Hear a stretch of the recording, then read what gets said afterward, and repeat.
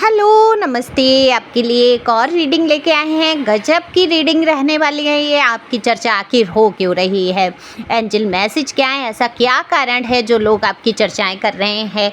तो यही सब देखेंगे टैरो कार्ड के माध्यम से। और ये बिल्कुल जनरल रीडिंग है, ज़रूरी नहीं है आपसे रिजोनेट हो जाए। आप पहली बार आते हैं मेरे चैनल पे, सब्सक्राइब करते हैं, आपकी एनर्जी को मैं ले पाती हूँ, आ पाती है आपकी एनर्जी मुझ तक, और तब जाके मैं आपके लिए रीडिंग कर पाती हूँ। तो जल्दी से सब्सक्राइब करके अपनी एनर्जी को सेंड कीजिए। कमेंट्स करके बताएं ज़रूर कि आपसे कितना रेजोनेट हुआ, क्योंकि ये जनरल रीडिंग है, ज़रूरी नहीं है आपसे मैच हो। तो कार्ड मैंने पहले ही शफल कर लिया है। उससे पहले बता दूं, अगर किसी को पर्सनल रीडिंग की आवश्यकता है तो ये व्हाट्सएप नंबर है, इस पे आप मैसेज करके पूछ सकते हैं, क्योंकि ये जो है फ्री नहीं है पर्सनल रीडिंग, और फीस भी कुछ ज़्यादा नहीं है। तो अगर बहुत सारी उलझनों में हैं तब आप पर्सनल रीडिंग करा सकते हैं। तो चलते हैं, कार्ड मैंने पहले ही शफल कर लिए हैं, तो देखते हैं कि आखिर ऐसी क्या बात है जो लोग आपकी चर्चा करते हैं और क्यों करते हैं। क्या ऐसा कारण बन गया है? देखो, ऐसा नहीं है कि आपकी लाइफ में ही कुछ अजूबे हो रहे हैं, कुछ आप निराले हैं, ऐसा कुछ भी नहीं है। लोगों को क्या है, लोगों को बातें चाहिए, जिनकी बातें सामने आ जाती हैं लोग उनकी ही चर्चा करने लगते हैं। लेकिन आप सबसे बड़ा आपका मुद्दा इसलिए बन जाता है क्योंकि आप थोड़ा तो अलग हैं लोगों से। थोड़ा नहीं कहूँगी, मैं कहूँगी बहुत परिवर्तन है आपकी सोच में और लोगों की सोच में। जिस प्रकार से आप सोचते हैं, जिस प्रकार से आपके तौर तरीके हैं जीवन जीने के, वो बहुत भिन्न हैं। जहाँ आप रहते हैं वहाँ के आसपास के लोगों से, आपके घर परिवार से, सच पूछिए तो आपके घर परिवार के ही लोग आपको समझने में असमर्थ हो जाते हैं, समझ नहीं पाते हैं। उनकी समझ से आप थोड़े से बाहर हो जाते हैं, क्योंकि कहते हैं ना कि जो बहुत ज़्यादा स्पिरिचुअल होते हैं, जो ईश्वर से बहुत ज़्यादा कनेक्ट होते हैं और या कनेक्शन फील करते हैं, उनको लोग नहीं समझ पाते हैं। ये दुनियादारी है प्यारे। तो इसमें तो लोग यही सोचते हैं कि जैसे हम जी रहे हैं, जैसे हमें दूसरों से मतलब से, स्वार्थ से लगाव है, ऐसे ही सामने वाला करेगा तो वो भी नॉर्मल है। अगर बिना स्वार्थ के कोई किसी के साथ कुछ करता है या लगन रख लेता है या लोगों की मदद करने की ठान लेता है, तो वो लोगों के लिए एक अजूबा का ही कारण हो जाता है और लोग उसके बारे में चर्चा करने लगते हैं। तो यही आपके साथ हुआ कि आप एक अजूबा बन के रह गए। लोगों के लिए हमेशा तैयार रहना, मदद के लिए हमेशा लोगों की भलाई के बारे में सोचना। अगर कहीं चर्चा हो रही है, पर चर्चा हो रही है, अगर दूसरे की बहुत ज़्यादा बुराइयां अगर वहाँ पर हो रही हैं, तो आपका हृदय जो है वो बहुत द्रवित हो जाता है, बहुत दुख से भर जाता है कि क्यों उसके बारे में इतना कहना, क्यों उसकी बुराइयां करना। या कभी किसी के लिए आपके मुंह से कुछ उल्टे शब्द निकल जाते हैं तो आप इतना दुख महसूस कर जाते हैं, हद से ज़्यादा आपको बड़ा कष्ट का अनुभव हो जाता है। तो ये लोग आपको समझ नहीं पाते हैं कि आप जीवन में कर क्या रहे हैं। आप आए हैं यहाँ पर जीवन को हंसी खुशी से जीने। लोग क्या हंसी खुशी समझते हैं जीने को? कि मौज मस्ती करना, अपने आप में रहना, दूसरों की चार चुगलियाँ कर लेना, हंस लेना, मजाक दूसरों का बना लेना, उड़ा लेना और उसी में खुश हो जाना। लेकिन आपका अलग ही सिद्धांत है। आपको खुशी कहाँ मिलती है? ईश्वर की चर्चा करके, सत्संग में जाके बैठ के। सत्संग का मतलब ये नहीं है कहीं ढोलक बाजे गाजे या चार लोग इकट्ठे बैठ के करें सत्संग, जरूरी नहीं है आपको वो सत्संग मिल पाते हैं। सत्संग क्या है आप फ़ोन में भी देखेंगे तो एक स्पिरिचुअल जर्नी के बारे में देखेंगे, जानेंगे। आप एक जिज्ञासु पर्सन है और जिसके अंदर जिज्ञासा जग गई, समझ लीजिए कि ईश्वर की जो लगन है उसके मन में पक्की हो गई, क्योंकि जिज्ञासा से ही आपके अंदर ज्ञान बढ़ेगा और ज्ञान बढ़ता जाएगा। आप ईश्वर को समर्पित होते जाएंगे, आपके जीवन में एक निराला ही सुख का अनुभव आप कर लेंगे। तो लोग आपकी बड़ी ये चर्चा करते हैं कि आपकी उम्र जो भी हो, अगर कम उम्र है तो लोग सोचते हैं कि इतनी कम उम्र में इतना ज्ञान का होना बड़ा ही अचंभित कर देता है लोगों को। आप अपने से कई बड़ी उम्र के लोगों को ज्ञान देते होंगे, आप बातों बातों में ऐसी बातें कर देते होंगे कि लोग उससे ज्ञान अर्जित करते होंगे।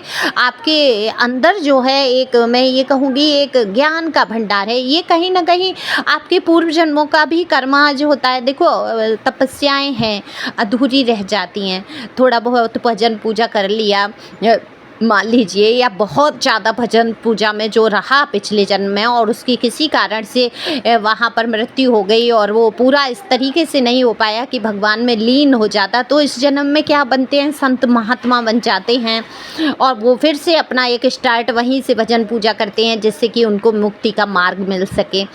अब यहाँ होता क्या है, हम साधारण मनुष्य आए हैं, हम छोटी मोटी जो भक्ति में हमारा मन जा रहा है, जो हमारा झुकाव जा रहा है, वो कहीं ना कहीं हमारा वहाँ पर एक रहा भजन पूजा और ईश्वर से जुड़ाव रहा और वो कहीं ना कहीं अधूरा छूटा है और ईश्वर ने हमें एक मौका दिया है इस जीवन में ये सब करने का, तो बिल्कुल उस मौके का आप फ़ायदा उठा रहे हैं और ईश्वर का ध्यान नाम जप करना, आपको इन चीज़ों में लगन लगना, आप नहीं समझ पाते हैं कि आप क्यों झुक रहे हैं इन चीज़ों की तरफ, आप क्यों बढ़ रहे हैं, क्यों आपको लोगों की बातें पसंद नहीं आती, क्यों नहीं आप इसी तरीके से घर परिवार या समाज में बैठ के ये चर्चा पर चर्चा में भाग लेते हैं, क्यों आपका मन इन चीज़ों से दूर भागता है और आपको एक ईश्वर का ही चर्चा पसंद आता है।